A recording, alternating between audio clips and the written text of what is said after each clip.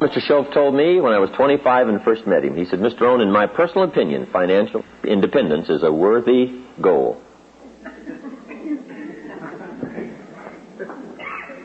Now, he really said that for a reason, because a lot of people are having problems with financial independence simply because they have some moral issues really confused in their minds about the value of money, or the danger of money, or having too much money, or that the true values of life are not wrapped up in money, so money really doesn't matter that much.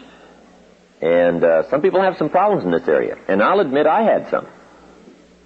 When I first started making more money in 1 month than my father made in 1 year, at first I was very disturbed by that. And guess what? For a long time, I wouldn't even tell my parents. I didn't tell them. I said, what are they going to think? I make more money in 1 month than my father makes in 1 year. How can I tell them? And I was really confused about that. I was really bothered by that for quite a while. I think it was several months. No, because here's when it ended. I finally worked up the courage to tell them how I was doing. I can't remember now just how I put it. I was just trying to figure out some way to put it right, to break the news to them so it, wouldn't be, too great a shock. When I told them what I was doing and what was happening and what was going on, they were just incredibly delighted. They were terribly happy, terribly excited. And I discovered that I'd worried and been bothered all those months for nothing. Because I had this in my mind. How am I going to justify it? How am I going to, work this whole thing out? How are they going to feel? And sure enough, I had just conjured all this stuff up in my mind, and it really was not real. But some people really have some problems on financial independence because they feel that the morality of earning lots of money is a very valid question. Every once in a while, someone after my seminar says, I think you talk too much about money, success. And that's not where the good life is. The good life is not just money and success and making a lot of money and doing well financially. And I understand that. I really do. And I have pondered those subjects all these years. And I don't want it to make it seem like just going for money or financial success is where the true values are. They are not. And hopefully in my seminar I've got enough in there to try not to mislead people that I'm just thinking of financial success. But, so Mr. Shove said to me, in my opinion, financial independence is a worthwhile objective. He said, here's why. He said, Jim, once you get money out of the way, you can't believe the other dimensions of your life you can work on. Once you solve the money problem, he said, now you'll have the time, more time, to work on certain other projects of your life that will really start to grow and expand. So he said, for that reason, I think financial independence is a worthwhile objective. And I know part of it's a moral question. There is a Bible phrase that says, the love of money is the root of all evil. But I'm sure the phrase is probably more correct in saying the love of money. The love of money. Now, when I did start getting some of those big bonus checks way back in those early days, my first crack at money, right? I wasn't too worried about, whether or not it was going to ruin me. One of my friends, right, his wealthy friend, when he started making a lot of big money, said, Robert, I don't know if I should give you all this big money or not. Said, money's ruined a lot of people. And Robert said, just try me one time. I mean, let's just see. So we're all willing to go through it, I'm sure, that first time. But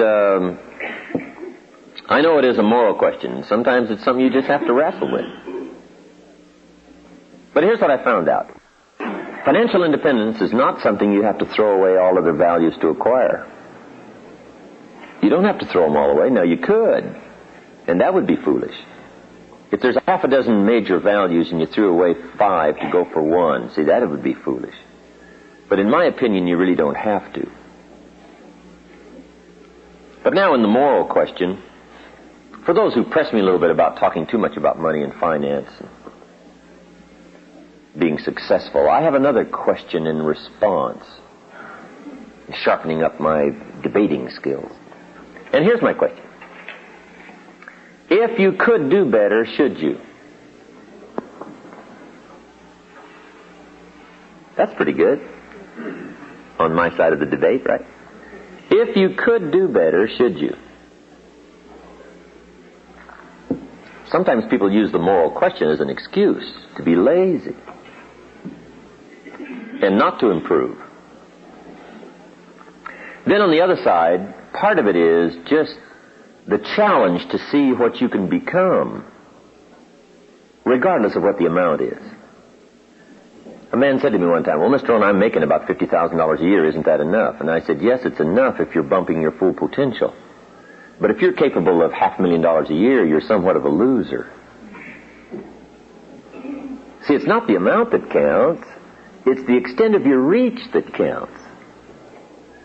That's what we want to do. Employ the full extent of our reach, whatever that amount turns out to be. If it's $5,000 a year, wonderful. If you're really extending yourself economically, doing the best you can, and those numbers turn out to be $5,000, wonderful. If it's $50,000, wonderful. If it's $500,000, wonderful. As long as you're extending yourself, your mental, personal capacity to its limit, whatever those amounts are, those are the amounts. Because Mr. Schoaf had this simple philosophy. How far should you go? Answer, as far as you can. How much should you learn? As much as you can. How many books should you read? As many as you can. How much should you earn? As much as you can. How much should you share? As much as you can. What should you accomplish? As much as you can. That's a good philosophy. What could I do in comparison to what I am doing? What could I do to extend my reach? Am I fully employed? Good question. And I think that's the answer to some of the moral question. If you're properly using your 8 hours and you're extending yourself and you're doing your best, whatever that amount is, that's the amount. But financial independence is a worthwhile goal. If you can finally set money aside as being such a major object in trying to accomplish and paying the bills. And Mr. Schoaf said to me, Mr. Rohn, I think the only way to get money out of the way is to have plenty.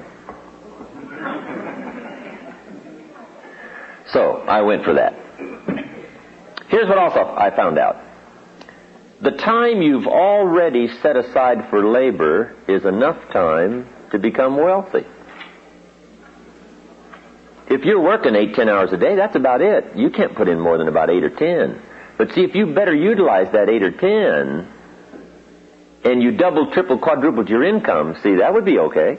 Just better utilization of the time you're already spending laboring, just a better use of it. Now, see, if you start throwing your health away by going for the money and working 20 hours a day, and slighting all your friends, and walking away from your family, see, now you've lost all the other values to go for one, and that would be, in my opinion, shortchanging yourself. But financial independence, let me give you just a few clues on financial independence, because part of it depends on the plan you have. It isn't necessarily how hard you work, or whatever else you sacrifice to go for it. You really don't have to do that. Most of us live long enough, and especially in this country of unique prosperity, we have chances enough to fairly quickly, before too long, solve the money problems of our life. One of the major reasons why most people don't is because they're operating on the wrong plan. And here's the key. It's not so much what you earn as what you do with what you earn. It's not so much what you earn as what you do with what you earn. I think according to the latest figures, the average person in this country now in a working lifetime makes $500,000. Average. In a working lifetime. The question is, at the end of the working lifetime, where is it? Now see, some people have got it, and some people haven't got it. Right? They both earned it, but they both didn't keep it. And part of it is just simply operating on the wrong plan. For financial independence, here's a good book to get, to start giving you some ideas. It's called The Richest Man in Babylon. The Richest Man in Babylon by Clayson, George Clayson. It's Good book to start with on financial independence. Neat little story. Give you some great ideas. Here's the theme of the book, The Richest Man in Babylon. Learn to live on 70% of your net income. This is just a suggestion plan. Learn to live on 70% of your net income. Now, net simply means after taxes, because that's the only money you get to see anyway, right? Jesus, master teacher, said, pay Caesar first. And in this country, Caesar takes it before we ever see it, right? So, Caesar gets paid. But those were the instructions. Pay Caesar first. Okay? Give Caesar what belongs to Caesar. In translating this into kids' language, we call it the care and feeding of the goose that lays the golden eggs. Everybody's got to be taught the care and feeding of the goose that lays the golden eggs. You don't tear up the goose and divide it up. Guys, I got me a handful of feathers. Say, oh no. Somebody else says, I got me a wing. Say, oh no, poor goose. Right? We won't have a goose very long. You must care and feed the goose that lays the golden eggs. And you say, well, the goose eats too much. Well, that may be true. Maybe we all pay a little too much in taxes, I'm sure. Right? The president is trying to get through the Congress some way to reduce our taxes so the goose won't eat too much. And every goose has an inclination to eat too much, right? So the government spends too much money. The goose is overweight. I understand that. But we're all a little over, right? Everything by longevity tends to get off course. Everything. Everything needs to be corrected. And that's just part of life. The longer something goes, the more tendency it is to eat a little too much, indulge a little too much, try to gather up a little too much power. You know, that's just natural, right? And the government's the same way, right? You hire somebody to be a servant in your house, and now they want to take over. You say, no, I hired you to take out the trash, not to run the house. But sure enough, by longevity, right? People just gather up. You know, more power and whatever. And then it's got to be corrected, put back in place. Everything needs to be corrected. Our diets, our lives, our friendships, marriage, everything tends to get off course. Goes along pretty good and starts to drift. Got to bring it back, starts to drift. Bring it back, starts to drift. That's just part of life. So the goose does overeat. I understand that. And perhaps, we do pay too many taxes. And the government does, spend some of our money a bit recklessly. I understand that. But see, Jesus did say you've got to take care of Caesar. Because part of Caesar's responsibility is to be the goose that lays the golden eggs. We do have to have a society. We do have to have a government, or you have no market. Okay. And among the governments of the world, we do have to protect ourselves. Somebody's got to pay for the radar. And the Polaris submarines. And the B-52s. And the missiles. Somebody's got to pay. See, I don't mind picking up my share of the radar. And hire somebody to watch it. And make sure they stay over there. You got to do that. So you got to care and feed the goose. Mr. Schultz taught me to be a happy taxpayer. Now that was a whole new thing for me. Be a happy taxpayer, not a reluctant taxpayer. Okay, you got to care and feed the goose. And in this country, of course, for a portion of our incomes, maybe it's a little too much, but pay it happily anyway. Maybe they'll straighten it out and it'll come down a little bit. Or whatever. Just pay it gladly. To know that we've got to have the Army and the Navy and the Air Force and the submarines and the battleships. We've got to have a show of strength. We've got to be a leader among the free world. We really do. And all that's got to be paid for. So I don't mind picking up my share. And everybody ought to pay their share. In my personal opinion, the poorest of the poor ought to pay federal income taxes. if it's only $1 a year, so they have the sense of contributing to the care and feeding of the goose instead of just taking. They also contribute at least $1 a year, the poorest of the poor, so that they have a sense of helping to pay for the safety and the security of the country. Because see, with our present Navy and Army and Air Force and the governmental structure and what safety we do have around the world, keeps us here secure in our homes, right, where we can work and enjoy each other's, commerce possibilities, trade goods and services, and make money, enjoy ourselves, and have parties. Now, somebody's willing to do all that out there while we're here having fun, making money, and having parties. I don't mind picking up my share of the tab. Okay. So, Caesar's first. Pay Caesar first. Then, what you got left after Caesar needs to be divided up. And the book, The Richest Man in Babylon, gives you some suggestions on how to divide up your money and where to put it so that you'll have a good plan. Everybody needs a financial plan. Because here's how you surely wind up broke. Spend all you make. So you just wind up broke. Now, in those early days way back there, I spent more than I made. That's why I'm making it down to budget. Finance. To finance the deficit in my spending. Okay. Some suggestions on what to do with the money you've got left now after taxes. One is, learn to be enterprising. Profits are better than wages. Everybody should turn part of their income, even if it's from wages, into capital and become a capitalist. The healthier the country becomes is going to be a result of more and more people becoming capitalists. Not just letting big business be the capitalist. Now, communism teaches that all capital should be in the hands of the state. And we should take it out of the hands of the individuals because they're too dumb and stupid to know what to do with it. All we want them to do is just show up and do their work and go home and behave themselves to stay out of trouble. And we will take care of the capital, the government. Now, see, in this country, we don't believe that. Communism teaches everybody should blend into the mass to the glory of the state. And we all say, heck with that.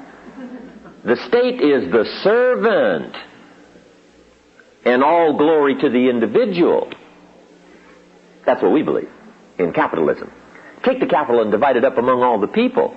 And let the people start a business and start this thing going with commerce and interchange of goods and services. And you will create a dynamic society unprecedented in the history of the world. And we've proven that that's true. But see, communism says, give the state all the capital. And we don't believe that. We believe that everybody ought to be capitalists. Use it in their own way. They'll think of things the state can't think of. And they'll react much quicker than the state will. Right? The state's always 2, 3, 4 years late. Government's always late. And they always spend too much money. Right? Capital ought to be in the hands of the individuals. Now, if you don't use capital and become a capitalist, and you don't, and you don't, and you don't, and everybody doesn't, pretty soon, guess what? Now the capital will all start going toward the state because the society has to survive. Okay, now these are just some of my personal opinions, but I'm entitled to those, right? I don't even claim they're right. I just claim they're my opinions. That way I'm off the hook. But anyway, be a capitalist. Make sure you've turned part of your income into capital. And so you can teach kids how to be enterprising and capitalists from the time they're little. Just little kids. You teach them how to have 2 bicycles. One to ride and one to rent.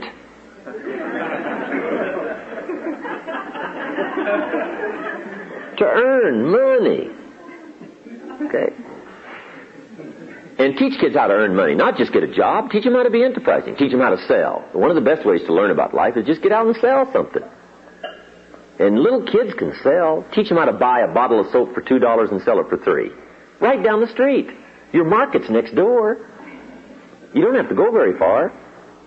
Teach kids how to knock on doors. Say, Miss Brown, I got this soap. It's the finest in the world. Teach them how to do that. And then teach them all the advantages of being a kid. Some people will buy from you just because you're little.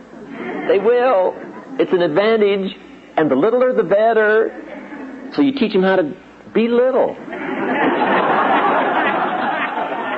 And you've got to hurry because you won't be little forever, right? Get out there and take advantage. Right? So a little kid knocks on the door and says, Miss Brown, I've got this soap. It only costs $3 and it's the best there is. And I'm your neighbor. I can take care of you. You should buy it. And besides, I'm little. Miss Brown says, hey, I appreciate you coming by. That's really nice. I appreciate that. But look, I've already got plenty of soap. Little kid says, well, let me come in and check. Right? See, kids don't mind doing that, right? I mean, they know how to overcome objections. You don't need to give them classes. They're incredible. Now, a little kid makes a sale, it's got $3. Now what you got to do is not only teach him how to earn the $3, how to get the $3 by making a sale. Now you got to teach him what to do with the money. Now, it's very simple what to do with $2, right? Set it aside so you can buy another bottle of soap. Kid says, well, that makes sense, otherwise you'd be out of business. That's right. And I know some adults are a little short on that information. So you got to set aside $2. Kid says, well, okay, then I got $1 to spend. Say, no, if you spend that, you'll wind up like most people, age 65, broke. And then take them to that part of town where people are 65 and broke. And show them. Let them walk around the neighborhood, drive around. And the kid says, well, I don't want to live like this. Say, fine, now here's what you do with your money. You just got to show. Sometimes you got to go and touch and look and see what you don't want so that you'll make arrangements over here not to ever be there. What was that movie they came out with where they took the kids to the jails? Scared Straight. Let them visit with the prisoners, right? And firsthand they looked around, saw these bars in the jail, prisons, talked to some of the prisoners, and firsthand got somebody to say, whatever you do, don't come here. Now that's not some minister saying don't go there. That's the man saying don't come here, whatever you do. Let me show you what it's like. Here's where I have to sleep. I can't get out. I've got 15 more years to spend here. Kid's eyes get about this big saying, I don't ever want to wind up here. See, that's good, right? And to teach us all, we've just got to go where it is, where people have had the wrong plan. And that's sad, right? To look back and say, I picked up the wrong plan at age 20. Look where I am. Who talked me into this plan? I bought the wrong plan. So then the kid says, okay, what'll I do with my $1? Say, here's what you do with your $1. 10 cents is for the increase of capital. And everybody ought to have the same plan. 10 cents out of every $1 should be for the increase of capital. Now, see, the kid understands this right away. He says, well, that's true. If you saved up your dimes and could buy 2 bottles of soap instead of 1, you save yourself a trip. That's right. Now, not only do you save yourself a trip, some people will sell you 2 bottles cheaper than 1. You buy 1 bottle for $2. They sell you 2 bottles for $3.80. Kid says, how clever. Then when you sell it, you make more money. That's right. That's why you've got to accumulate your capital, because everybody benefits from it. They get to sell 2 bottles instead of 1 at a time, so it's better for them, and it's better for you, and it's better for everybody. Now you're starting to teach commerce, capitalism, how to earn money, how to be responsible, and mainly what to do with it. Here's another 10 cents. Another 10 cents is to give. Charity. I really should have put that first. Right after Caesar, Jesus said, pay Caesar first, then pay God. Charity. Some churches teach 10%. That's good. Like, give it to the church and let the church distribute it however. Or distribute it yourself, whatever. But make sure you put back part of what you take out. Charity. Some people are less fortunate. Some people, live tragic lives and they need our help. So 10% set aside to help those that are unfortunate, cannot help themselves. 10 cents for giving. And a good time to learn 10 cents for giving is when you're little. Because see, it's pretty easy to flip a dime out of $1. What's a little more difficult is to give 100,000 out of 1,000,000. Somebody says, oh, if I had $1 million, I'd give 100,000. I'm not that sure. Right? That's a lot of money. We better learn it now, just in case, you get the big stuff and won't turn loose of it. So develop the habit now of the 10 cents, right? Kids should learn the first dollar you get, you should learn how to divide it up. Because if you let a kid, when he gets his first dollar, spend it all, you've already started them on the wrong habit pattern. Now, what if they do that the rest of their life? They will be in serious trouble. So you got to teach them what to do with the first dollar, or as quickly as possible, correct what might be wrong.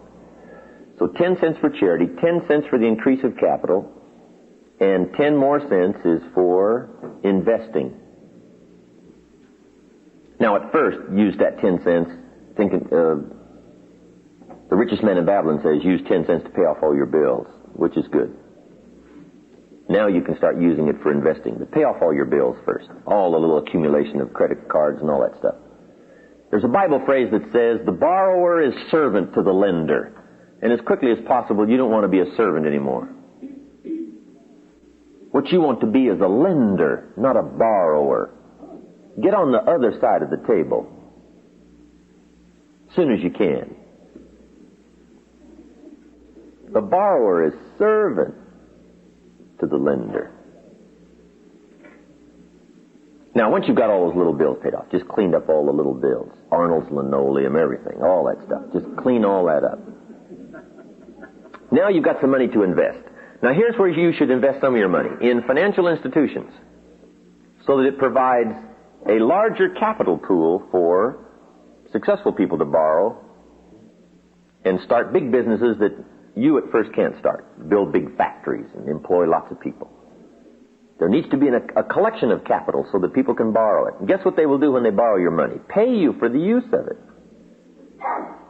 So you teach kids how to put their money in savings accounts, financial institutions. In Australia not long ago, a man said to me, I'm recommending everybody put their money in gold, take it out of all the banks. I said, then you'll bankrupt the country. You can't do something and teach it to everybody else that's going to bankrupt the country. You can't be totally self-protective. You must care and feed the goose that lays the golden eggs.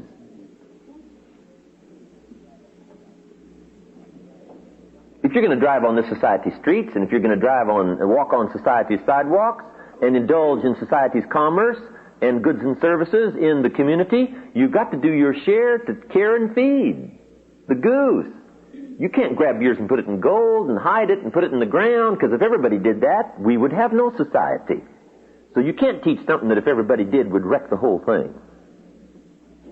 He said, well, I never thought about that. I said, that's obvious. Right? Now you must think, you must ponder. What's going to help all of society? Somebody says, well, I'm going to grab everything I got, barricade myself, go off to a cave in the mountains and wait with a gun. Well, if everybody did that, right, then the world would be over. And God would have to start all over again. Which he's done on occasion. But most people didn't enjoy the process.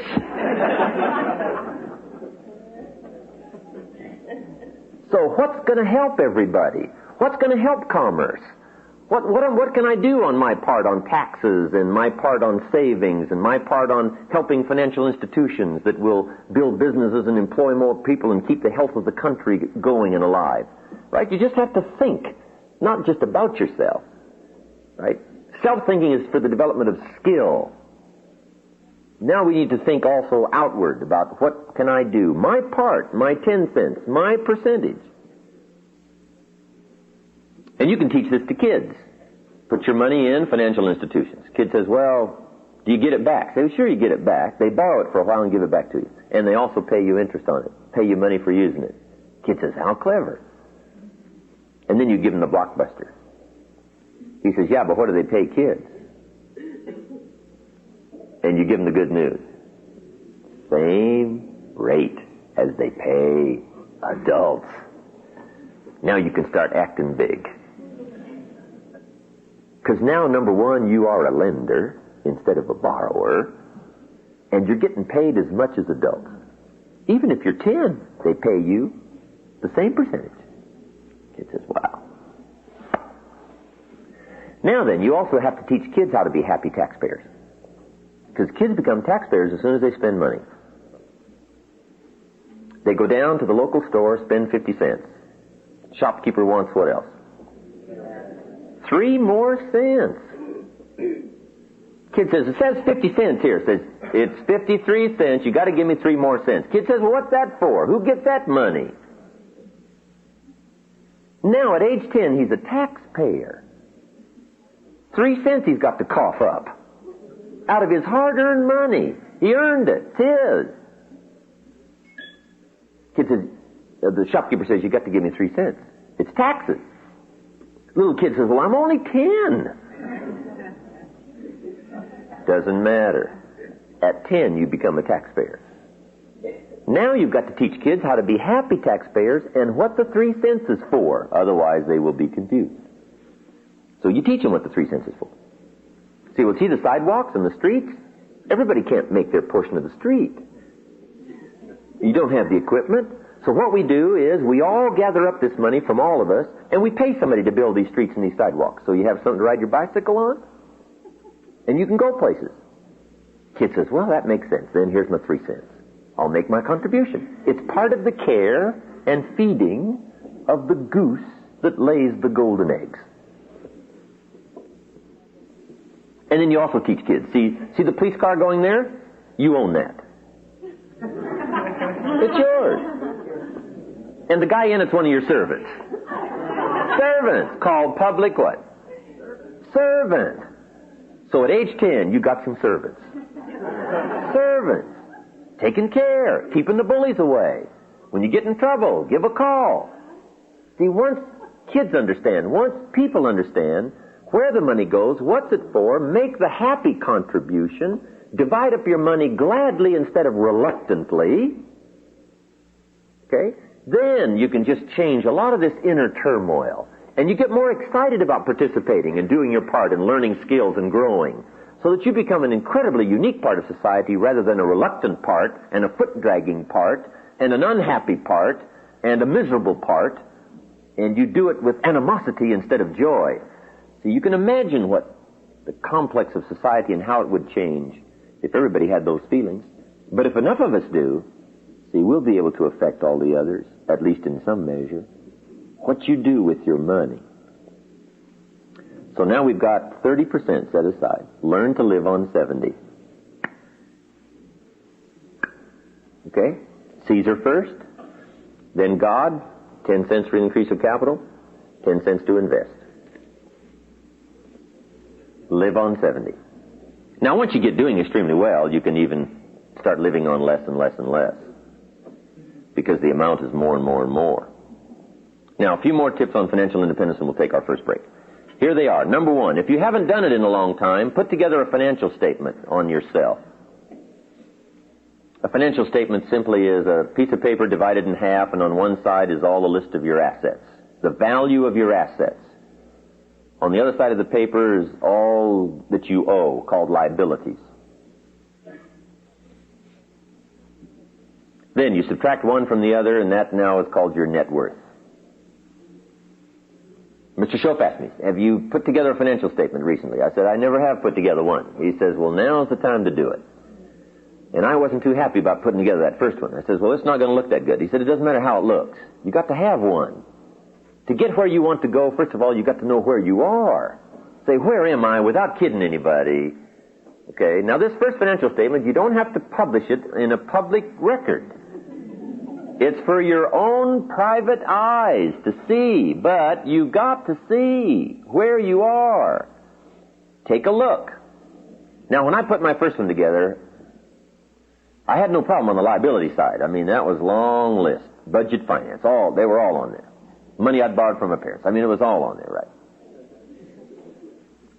On the asset side, though, I really started scraping the bottom of the barrel. I put the value of my shoes on there. I put shoes. There was $10 at least, right? I mean, I'm scraping. So I won't look so bad, right? But anyway, so if you putting together your first one, right, whatever you got to do, make it look as good as you can. But also, make sure it's accurate and make sure you take a good look at where you are. Now then, play this financial independence program like a game. Be delighted in reducing your liabilities and increasing your assets. Once I got the hang of this, I started putting together a financial statement about every 30 days, sometimes even less. If I knew the picture had changed quite a bit, I'd draw me up a new financial statement so I could put away the old one. Here's my new one. You just play it like a game. And then learn to be excited about reducing your liabilities. Shoaff taught me how to pay my bills with enthusiasm. Now, see, that was a whole new thing for me. He said, the next time you pay $100 on an account, put a little note in there and say, with great excitement, I send you this $100. He says, you won't believe what it'll do on the other end, right? When they get that note. But he says, most important of all, you won't believe what it'll do on your end. Now starting to part with your money with excitement, with enthusiasm. He started changing my whole opinion about money and about paying my bills and about capital and learning to live within restricted limits. He got me excited about it. And see, a big part of what you do with your plan is going to be your attitude about it. So develop a whole new attitude about your money. Remember, it's not the amounts that count. It's the attitude and the plan. He got me to open up my first savings account. And he said, go down there with excitement and open it up. I'd never had a savings account. So I told him, I said, well, I don't have any money to open up a savings account. He said, have you got $10? I said, well, yeah, I got $10. He said, then go get it open. It's not the amount, it's the plan. So I marched down to the bank and opened up my first savings account. Now that took a little bit. I'm a grown man.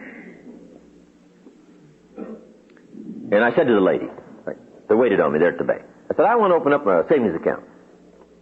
She said, fine, what's your name? I said, Mr. Rohn. She said, Mr. Rohn, just fill this out. I said, okay. So I filled it out. I said, there it is.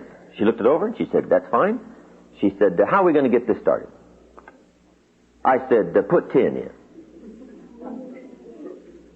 She said, 10 what? I said, $10. $10. Now, Shoaff said, be enthusiastic. Now, see, I had trouble there. I'm 25, I'm married, my family's starting, I'm working, and I've been to college, and I'm opening up my first savings account with only $10. Now, that was tough. But Shoaff said, swallow hard and just go do it. Do it with excitement, because it'll change. It's the plan that counts and not the amount. Wow. So I put the $10 in. I said, hey, this doesn't look like much, but I said, I'll tell you what, before long, I will have the largest savings account in this bank. She said, well, if you say so. Guess what? Within less than 2 years, I had the largest savings account in that bank. In less than 2 years. Shoaff was right. It wasn't the amount. It was the attitude. It was my new plan. I got excited about rearranging my life, putting it together. Here's a couple more. Keep strict accounts. Have you ever heard the old expression, I don't know where it all goes? Let me give you probably one of the most important phrases of the whole weekend. You've got to know where it all goes. You just got to know. The Rockefeller boys said their father, grandfather, made them keep track of every penny they got and where it went. It's called habit. You just gotta know where it's going, what's happening, get a handle on it. It's part of how you become financially independent. Because I found out, even early in the game when I was making some pretty good money, I found out you could make $5,000 a month and go broke. Somebody says, how could you go broke making $5,000 a month? It's easy. Spend $6,000. And 9 months from Thursday, it's over, right? If your outgo exceeds your income, your upkeep becomes your downfall. You gotta know where it goes. So keep strict accounts. Now then, when you can start investing, start a little business on the side, do a little buying and selling. See, some of the people just got incredibly wealthy in this part of the country, right, in real estate in the last 12, 15 years. Unbelievable. Be on the lookout for buying. Now, collectively, for us, in doing business, we have somebody who specializes in looking for investments. But until you can afford that kind of luxury where people can look and find places, to put your money to get best advantage of making it useful as well as making money, you've just got to be sharp enough on your own to do some buying, do some selling. Now, so you can even teach kids how to make proper investments. What if kids bought light bulbs 3 years ago and just put them aside, put them away, went down to the Safeway and bought them, and brought them home, put them under the bed, put them in the closet 3 years ago? What are they worth today? 2 or 3 times as much as they were 3 years ago. How would you like to make that kind of return on your money? Incredible. Kid says, light bulbs, I never thought about that. Just buy some and set them aside. Buy 1, buy 10, buy a dozen, buy 100. Save up your money, put them in light bulbs, set them aside. Okay? 3 years later, now you got some light bulbs to sell. At an incredibly inflated price. Kid says, well, yeah, where do you sell light bulbs? Same people that are buying your soap. Just right down the street.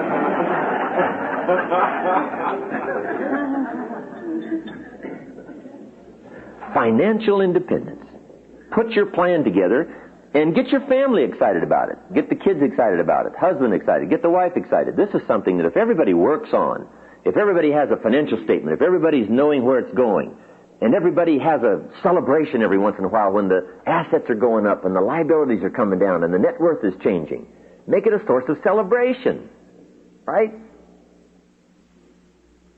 We're among an incredible group in comparing financial statements. I think the major guy in our group's worth about $50 million. So, he becomes an incredible incentive for the rest of us. It's nice to have somebody around, right, that's carrying that kind of heavy, right? It gives you something to shoot for. You're looking and say, I'm looking pretty good. And then you see somebody else's financial statement. You say, well, I got a little ways to go. But anyway, play it like a game. Get excited about it. Develop the skills and how to earn money, thinking of enterprises, investments, developing more skills so you can earn more money, but then have an incredibly excellent plan on what to do with your money. And sure enough, very quickly, the first year, the second year, the third year, you can't believe the changes that'll start to be made. And the major change, of course, is in your own self-confidence, and that's where riches come from, self-confidence. It's not the growing bank account. It's your growing awareness that you're in charge. You got a plan. You're on track. It's changing because you changed it.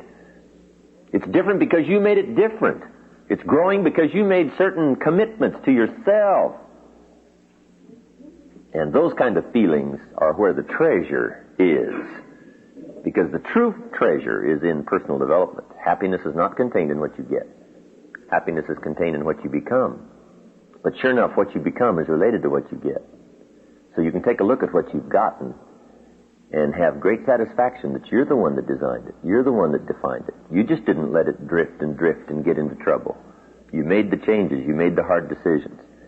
So for your own financial independence, get the book, get some other books, do some reading, make it a game, play it, have a plan, change your attitude, become a happy taxpayer,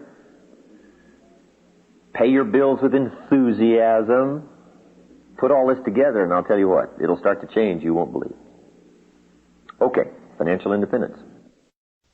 To receive more information on Jim Rohn's speaking schedule and products, please visit his website at www.jimrohn.com, where you can also subscribe to receive free the weekly Jim Rohn EZ newsletter.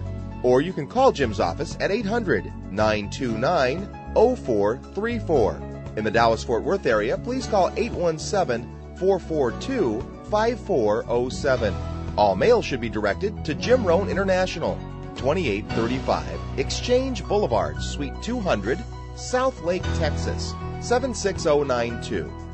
Thanks again for listening, and make it your best year ever. Here's to your success.